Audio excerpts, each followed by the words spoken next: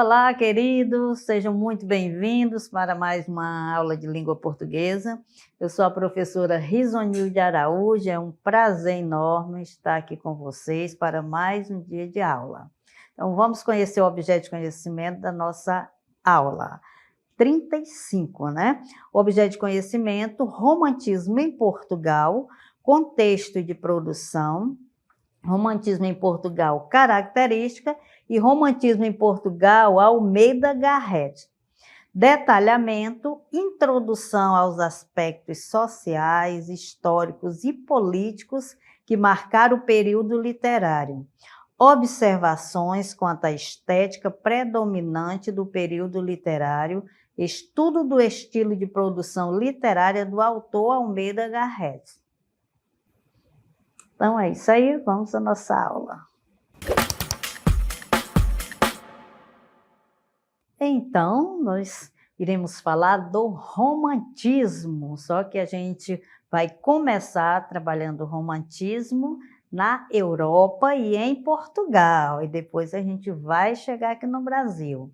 Mas o romantismo, né, ele surgiu na Europa, principalmente na Alemanha, França e Inglaterra, no século XVIII, em detrimento do domínio da razão, muito presente nesta época.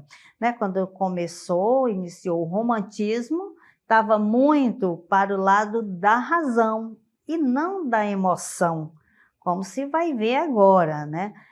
As coisas não eram tão subjetivas quanto agora. Aí pensou, não, está tudo muito certo, tudo muito sério, isso não está legal, a gente vai ter que mudar essa rotina. Aí entraram os românticos. Mas a gente vai ver alguns estágios do romantismo, né? Logo na primeira geração, segunda e terceira, né, vai ter uma mudança assim, de temática. Isso a gente vai ver mais detalhadamente no romantismo no Brasil, que a gente vai fazer, né, de forma global o romantismo na Europa e em Portugal mais separadamente.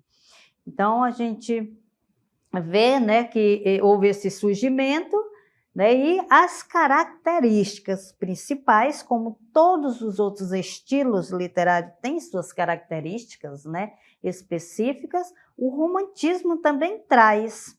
Né? E o que o romantismo traz? Ele traz a fantasia do sentimento, da paixão e da imaginação. Veja como vai ficar isso, né?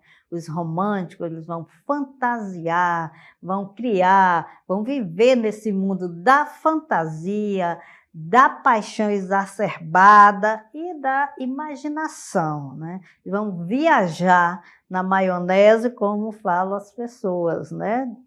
Hoje. Mas vai ser um clima assim bem sentimentalista. O marco inicial do romantismo europeu, né, ele surgiu a partir de quê? A partir da obra Os Sofrimentos do Jovem Werther, do escritor alemão Goethe. A gente, claro que é alemão, a gente está pronunciando nossa, né, em português, Goethe, né? Muitos pronunciam de várias maneiras, mas vamos perdoar aqui a pronúncia, porque é um escritor alemão, mas é a obra Os Sofrimentos do Jovem Werther. Então, quem tiver oportunidade pode procurar para ler essa obra, que é uma obra maravilhosa. Então, como é construído esse livro? É através de carta que Werther, jovem escritor e pintor, escreve a um amigo. Então, é um pequeno resumo que a gente está fazendo, né, da obra para você conhecer melhor. Então, através das cartas, né, esse amigo, ele escreve essas cartas e, através dela, fica sabendo do despertar de sua paixão não correspondida por Carlota. Werther, né, ele chega, se apaixona sem amor à primeira vista por Carlota, mas, né, ela já tem pretendentes, né? Ela já tem um pretendente, então não vai acontecer, né? Não vai ser correspondido. Então, Carlota casa-se com Alberto e Berta, torna-se amigo do casal, o que acentua ainda mais sua frustração e acaba por levá-lo à morte. Claro que aí, olha, se você for pegar o livro, fazer sua leitura, né, vai ter muita coisa até levá-lo à morte, né? Mas é um livro muito interessante, foi ele que introduziu o romantismo na Europa. Então, a gente vai agora, né, assistir a um vídeo que o professor vai explicar um pouco sobre o contexto, né, histórico desta época, o que estava acontecendo na época do romantismo. Então, vamos ver. Olá pessoal, eu sou o professor Eberson, sou professor de História e hoje vou falar sobre o contexto histórico de Portugal durante o Romantismo, um período marcado por grandes transformações políticas e sociais que influenciaram profundamente a literatura portuguesa. No início do século XIX, Portugal enfrentou as invasões napoleônicas que forçaram a família real a fugir para o Brasil em 1807. E esse evento deixou o país em crise com uma ocupação francesa que gerou resistência e caos. A corte portuguesa ficou no Brasil por mais de uma década, alterando a dinâmica de poder e agravando a situação em Portugal. Em 1820, nós vamos ver acontecendo uma revolução liberal que marcaria ali a cidade do Porto, exigindo uma constituição e o retorno da família real ao continente. A primeira Constituição, então, foi promulgada em 1822, mas o país logo entrou em uma guerra civil entre absolutistas e liberais. E essa guerra, conhecida como Guerras Liberais, durou até o ano de 1834, quando os liberais venceram e estabeleceram um regime constitucional. Com o fim das guerras e o retorno da paz, Portugal passou a absorver influências culturais da Inglaterra e da França. E essas ideias moldaram o romantismo português, que se tornou um movimento literário focado na valorização da história, da cultura e da identidade nacional. E em meio a todo esse contexto de crise e reconstrução, o romantismo em Portugal floresceu, ajudando a criar uma nova visão de nação, influenciando profundamente a literatura e as artes. Este período de grandes desafios e mudanças deixou um legado importante para a cultura portuguesa. Isso aí. Então, em Portugal, marca inicial, né? Como começou, né, o romantismo lá em Portugal? Começou com a publicação de Camões de Almeida Garrett. A segunda geração, um movimento de muitas faces. Então, o que é que acontecia? Quando se fala em segunda geração, né, a gente está falando de paixões, de amor, por isso que nós vamos verificar isso com mais intensidade, né, as gerações, porque eles vão se dividir no romantismo no Brasil, a gente vai trabalhar, né, as gerações, a primeira, segunda e terceira. Mas aqui em Portugal, a gente vai ressaltar a segunda geração, mostrando que faces são essas. Então, a primeira delas é chamada Mal do Século e Escapismo. Mal do Século. Por quê? Pela via da morte, uma rotina boêmia e desregrada. Por isso foi chamado Mal do Século, porque eles viviam muitas noitadas, bebendo, né, tocando violão, no ar livre. Então, muitos adoeciam, morriam muitos jovens. Né? Então, deu esse nome do Mal do Século por isso. E faziam isso por quê? Para quê? Para escapar, né? Por isso que se fala aí escapismo, para escapar, né? Fugir da situação. Eles não encaravam, né, as coisas que aconteciam no dia a dia, né, de uma forma a resolver os problemas. Não, eles queriam fugir, eles se retraíam, eles iam beber, eles iam curtir a noitada, né? Por isso que eles eram boêmios, tinham essa vida assim, desregrada, sem limite, né? Esse é das temáticas da segunda geração, né? Sempre vão atrás de escapar. né? Não encaro de frente o problema. Ideais patrióticos e sociais de liberdade, igualdade e fraternidade. Isso era o lema, né? Pelo viés de uma infância idealizada e feliz. Então, eles não viviam a realidade da vida, eles viviam a fantasia, né? Então, eles idealizavam as coisas, ao invés de encarar, né, a realidade, querer resolver a situação, os problemas do dia a dia, não. Eles iam idealizar aquela vida que eles sabem que não era capaz de acontecer naquele momento. Entrega a obscuras forças ocultas, a loucura, as visões fantasmagóricas. Então, eles viviam, né, eles gostavam desses temas, né, de fantasmas, de coisa de morte, de crânio, de esqueleto, tudo que levava a essas visões ocultas, nessas forças ocultas, perdão. A supervalorização do eu, né? Então, para ele o que bastava, né? Não pensava no outro. Eu estou, né, aqui, eu quero me dar bem, eu quero me afastar de tudo, eu não quero encarar. Então, o indivíduo passou a ser o centro do universo, porque pensava em si, não pensava no coletivo, não pensava nas pessoas que estavam ali, nos problemas da sociedade. A crítica à realidade, né, isso aqui você vai ver também em uma das gerações, que era mais forte, né, que é as obras românticas ligadas às causas sociais. Na França, Victor Hugo publicou Os Miseráveis, romance que trata da luta apaixonada do personagem Jean Valjean, preso por 19 anos por roubar um pão para alimentar a família.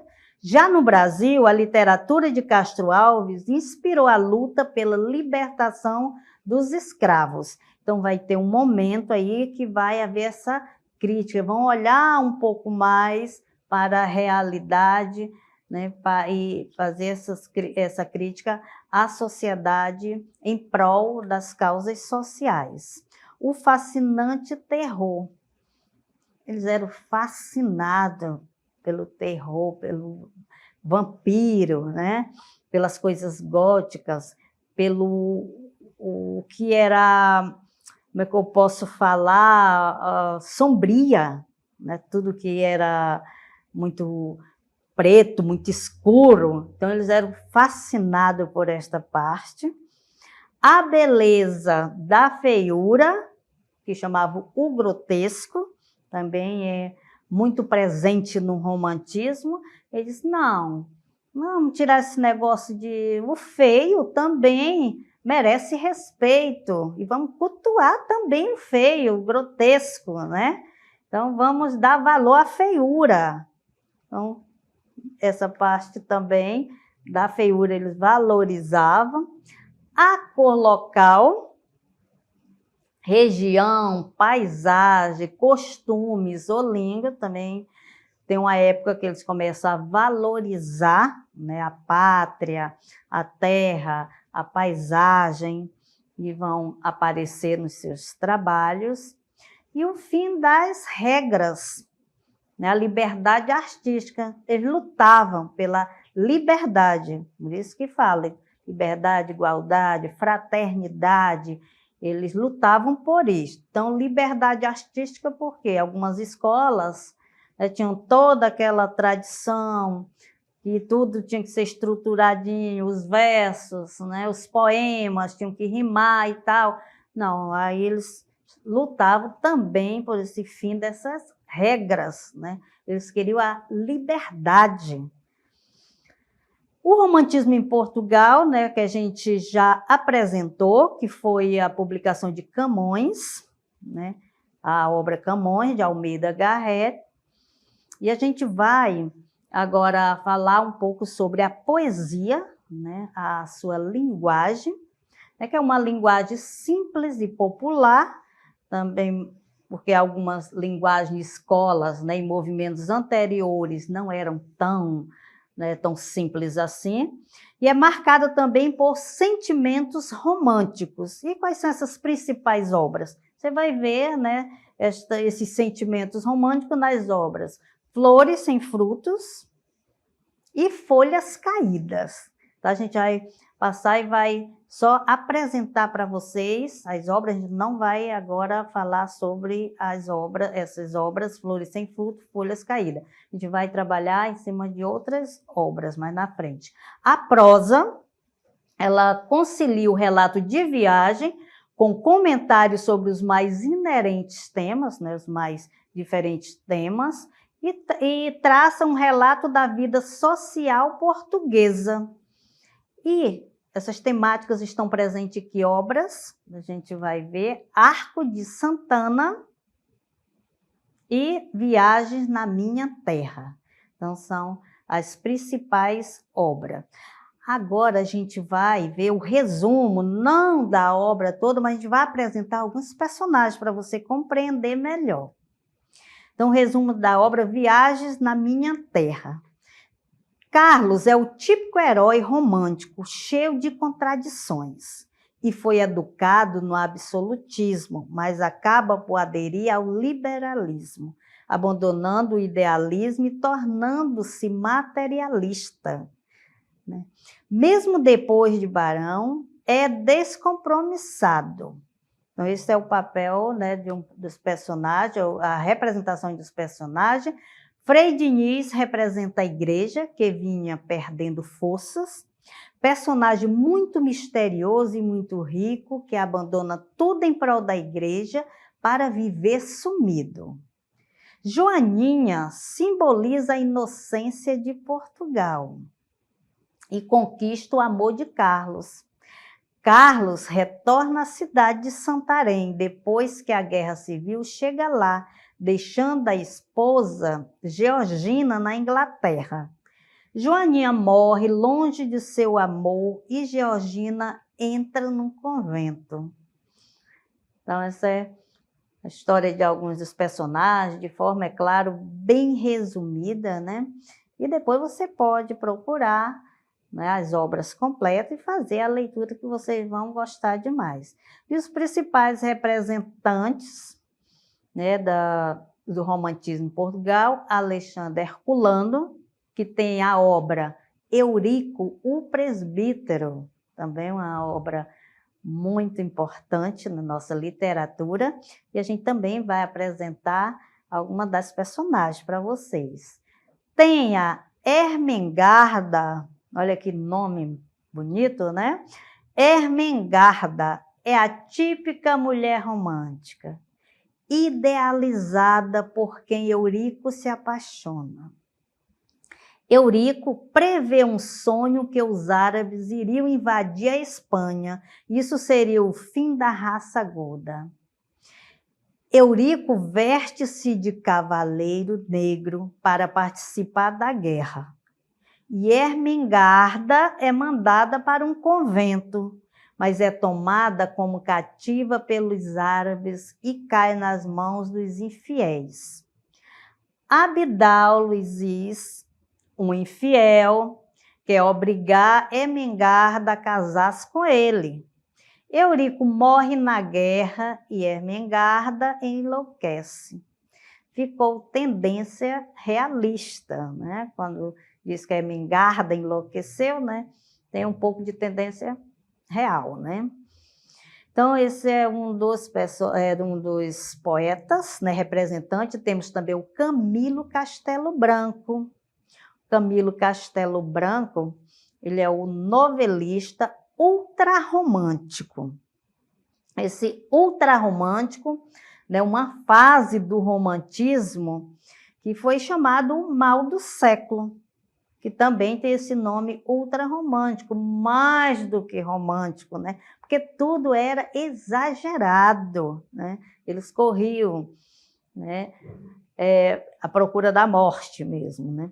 Então, a vida de Camilo Castelo Branco assemelha-se à ficção que ele escreveu. né? Quando se fala em ficção, a gente está falando em coisas imaginadas, que não são verdadeiras, mas a vida dele se assemelha a isso, nessa ficção. Com apenas 10 anos, já era órfão de pai e mãe. Sob os cuidados de parentes, recebeu uma educação irregular. Envolveu-se com várias mulheres, casou-se mais de uma vez. Em 1858, já escritor, escandalizou a conservadora sociedade portuguesa quando sua amante deixou o marido para viver com ele. Em 1862, publicou Amor de Perdição, um dos seus maiores sucessos. Debilitado em consequência da sífilis, foi perdendo a visão progressivamente. Estafado e em crise, faleceu em São Miguel de Seide, onde vivia com a mulher. Olha só, uma história muito emocionante, né, de Camilo Castelo Branco. Então, sua vida é mesmo muito parecida, né, com a ficção, porque quem olha acha que não é capaz, né, de acontecer tudo isso na vida real de uma pessoa, né? Então, Camilo Castelo Branco, né, quais são, né, os ambientes, né, quando a gente fala, quando se escreve um poema, tem ali, coloca todo o ambiente onde se passa a história, né? Então, as novelas se ambientam em lugares como aldeias provençais, a cidade do Porto, lá em Portugal, né? O convento em que os pais enclausuravam filhas desobedientes, viu? Que, né, a gente leu lá dos resumos, né, que lá uma das personagens, né, foi para o convento. Então, era assim, não estava correspondendo os filhos, as mulheres para o convento, os homens para os seminários, né, para as casas dos padres, das freiras. Então, era desse modo que se resolvia.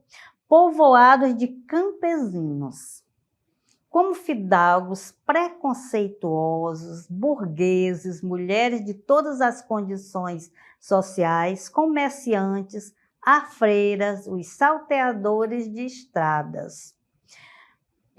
O amor contrariado pelas convenções sociais ou gerador de emboscadas, como o ódio entre famílias, também são temas, né, muito comuns esse ódio entre a família poderosa tal contra a outra família poderosa. Então, é mesmo esse tema muito aflorado no romantismo. E suas obras oscilam entre o idealismo e o materialismo, né? Aquilo que é idealizado com coisas concretas, né? Com material, enfim. Então, vamos ver uma de suas obras, que é O Amor de Salvação. Então, com certeza, se você for ler algum desse livro, você vai encontrar todas essas temáticas aqui que a gente abordou sobre o Camilo Castelo Branco. Tem também O Amor de Perdição, veja que foi O Amor de Salvação, agora Amor de Perdição. Temos mais o Romance do Homem Rico e Coração, Cabeça e Estômago. Então, vejam que tem várias obras, né, do Camilo Castelo Branco, e todas elas você vai encontrar, né, esse ambiente que a gente comentou aqui, ambiente campestre, da burguesia, pessoas poderosas, famílias em duelos, né? Tudo isso, com certeza, você vai encontrar. E a gente vai agora assistir a um vídeo, né, o resumo do Amor de Perdição, tá? Então, da obra Amor de Perdição, então vamos ao vídeo. Uma das obras de Camilo Castelo Branco mais respeitadas pela crítica e admiradas pelo público é a novela Amor de Perdição, 1862. A história se passa em Portugal, no século XIX, época em que Albuquerques e Botelhos, duas famílias importantes da cidade de Viseu, mantêm ódio mútuo. De temperamento agressivo e intempestivo, Simão, um dos 5 filhos do corregedor Domingos Botelho, é o protagonista da novela. Em razão das inúmeras confusões que causa na cidade de Coimbra, onde é estudante, O rapaz é obrigado a voltar para Viseu e permanecer lá algum tempo, o suficiente para apaixonar-se por Teresa, filha de Tadeu Albuquerque, inimigo de seu pai. Regenerado, o jovem de 17 anos deseja se casar com a amada de 15, mas os pais de ambos proíbem o relacionamento. Simão é enviado para Coimbra e a Teresa só restam duas alternativas: casar-se contra a vontade com um primo ou ingressar em um convento. Separados, os jovens se correspondem clandestinamente, auxiliados por uma mendiga e pela jovem Mariana, filha de um modesto ferreiro e também apaixonada por Simão. Assassinato, suicídio, fidelidade e honra extremos, doenças de amor, segredo, são os ingredientes que popularizam Amor de Perdição, novela que levou ao auge a ideia de um sentimento amoroso que a todos destrói. Então, gente, é isso aí, né? Vocês assistiram um resumo através do vídeo de uma das obras, né? E viram, né, que há dentro dessas temáticas do Camilo Castelo Branco, né, situações que nós já abordamos aqui, como os ambientes, né, que são lugares como aldeias provençais, a cidade do Porto, né, e convento, que enclausuravam as filhas desobedientes. Então, em algumas das suas obras, claro que não são todas, você com certeza vai encontrar esses aspectos aí. E os povoados também, né, que são tipos de ambientes campesinos que você vai encontrar com uma situação de famílias, né, com certo preconceito, onde não querem que uma família, né, se misture com a outra, porque uma tem muito dinheiro e o outro não tem. Então, há esse preconceito, né, principalmente entre burgueses e pessoas do campo, e mulheres com condições sociais desfavoráveis também não podiam, né, ter essa relação com pessoas que tinham um poder aquisitivo maior. Então, todas essas situações vocês irão ver lá, irão encontrar, né, nas obras de Camilo Castelo Branco. Então, nós vimos hoje, né, um pouco sobre o romantismo, especialmente em Portugal, mas também em toda a Europa, né? Não vai ser ainda, hoje não vimos nada sobre o romantismo no Brasil, queremos ver posteriormente, mas, né, vimos algumas de suas características, né? O romantismo como o mal do século, que nós chamamos também de ultrarromântico, que vem com força, né, a sua pior posição dentro do romantismo, né? Mas vai ter também momentos mais amenos, né? E não vai ser só esse romântico bem abrasivo, não, como o ultrarromantismo. Então, espero que vocês tenham compreendido mais um dos movimentos literários, né, que a gente aprendeu hoje, né, que foi o romantismo, e até a próxima aula.